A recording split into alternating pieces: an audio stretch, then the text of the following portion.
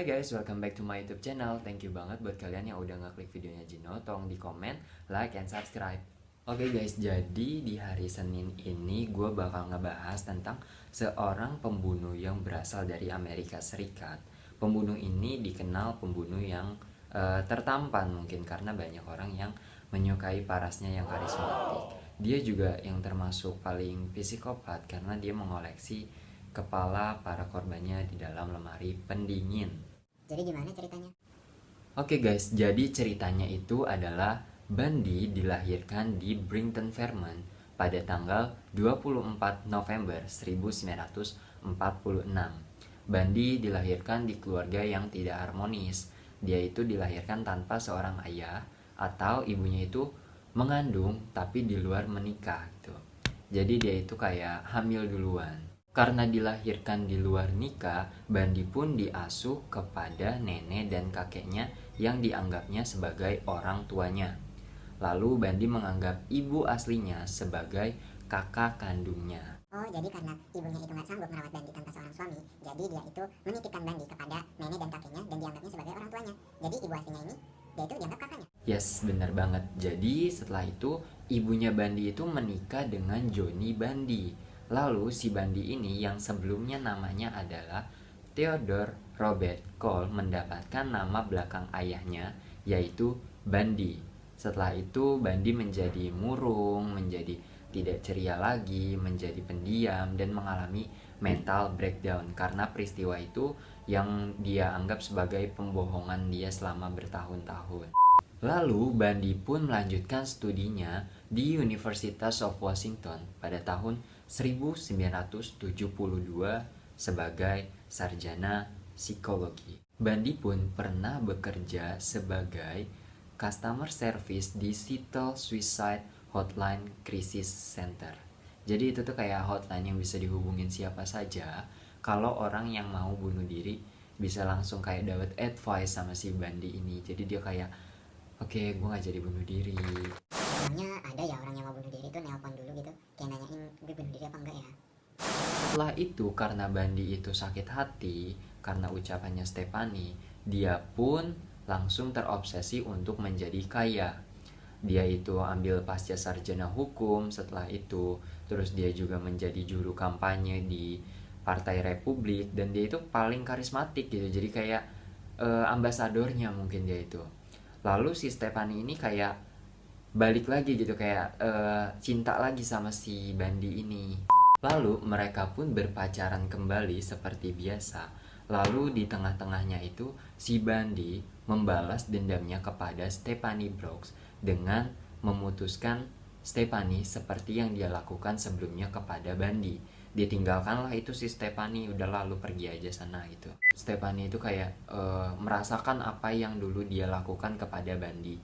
Tapi setelah itu Bundy tuh kayak ngerasa jadi apa ya, dia kayak depresi gitu, dia kayak banyak beban gitu. Akhirnya dia melampiaskan kekesalannya itu kepada 30 wanita yang mirip dengan mantan pacarnya. Ke-30 wanita tersebut memiliki karakter atau fisik yang hampir mirip dengan Stephanie Brooks. Jadi ciri-cirinya itu kayak rambutnya ini panjang, habis itu kayak warnanya coklat. Jadi kayak mirip-mirip sama mereka gitu. Dibunuhlah mereka. Jadi sebelum dibunuh itu wanita-wanita itu dilecehkan, diperkosa, banyak tindakan seksual. Itu dilakukan di 7 negara bagian pada tahun 1974 sampai tahun 1978. Jumlah pasti korbannya itu nggak ada yang tahu berapa, tapi diperkirakan melebihi dari korban sebelumnya itu 30 orang. Dari semua korbannya tersebut, 12 kepala dari korban-korbannya itu dia bawa pulang, dia bawa ke apartemennya, dia taruh di kulkasnya itu. Setelah itu dijadikannya sebagai kenang-kenangan. Bundy juga sangat pintar untuk mengecoh penyelidikan polisi. Walaupun beberapa polisi sudah mencurigai Bundy dan ada saksi mata juga yang mencurigai gerak-geriknya Bundy.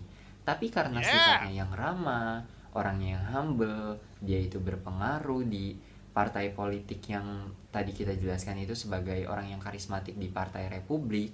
Selanjutnya dia juga mempunyai gelar pendidikan sebagai psikologi. Lalu dia itu lolos gitu aja karena pribadinya itu yang sangat asik, humble gitu. Jadi orang tuh kayak sulit gitu buat percaya kalau pembunuhnya itu adalah si Bundy. Dia juga pernah lolos di dalam satu dakwaan pembunuhan di Colorado, dan dia juga pernah lolos dalam penculikan Karen Campbell. Lolos gitu aja. Dan ketika wanita itu pingsan, dia langsung dibawa ke tempat terpencil di sudut kota untuk diperkosa dan melakukan tindakan seksual lainnya. Setelah itu dia langsung dibunuh. Ketika Bundy sudah membunuh, dia akan meninggalkan wanita itu di sana. Lalu ketika dia ingin kembali memperkosa wanita itu, dia akan datang kembali dengan kondisi mayat membusuk.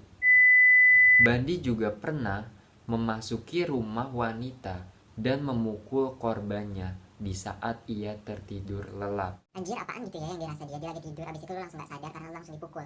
Tapi dari semua korban yang sudah Bundy bunuh, ada salah satu calon korban yang bisa melarikan diri.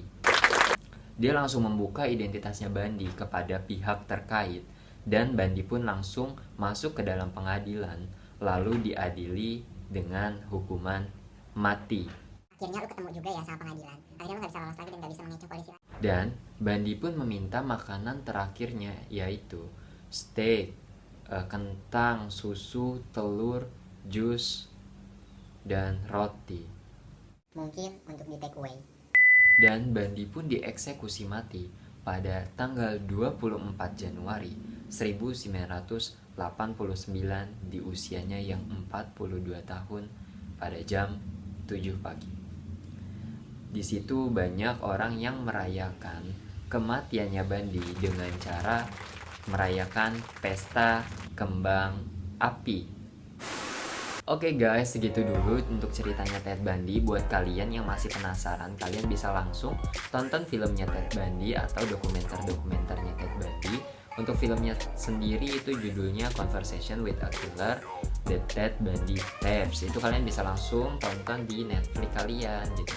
Dan thank you banget buat kalian yang udah nonton video ini. Tolong tulis di kolom komentar, komentarnya seperti apa. Dan kalau ada request bisa langsung tulis juga di kolom komentar. Thank you.